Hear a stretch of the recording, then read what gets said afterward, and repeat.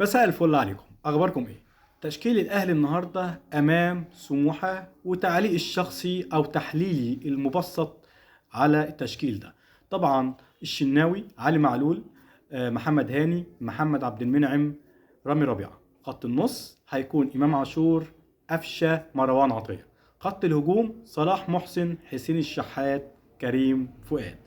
احلى ما في التشكيله ملك الحلول الزغلول علي معلول، عودة حميدة لعلي معلول.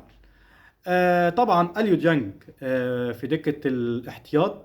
طبعا انا شايف ان هي خطوة كويسة من كولر ان هو يحطه شوية على دكة الاحتياط. هو الفترة الأخيرة كان مستواه متذبذب للغاية، لكن برضو الحق يتقال إن هو أصلا بيلعب مش في مركزه، هو أصلا مركز 6.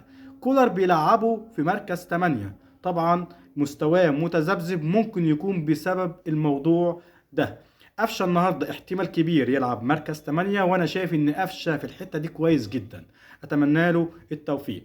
صلاح محسن النهارده اكون او لا اكون، الراجل بيلعبك اساسي النهارده، الظروف خدماك النهارده جدا.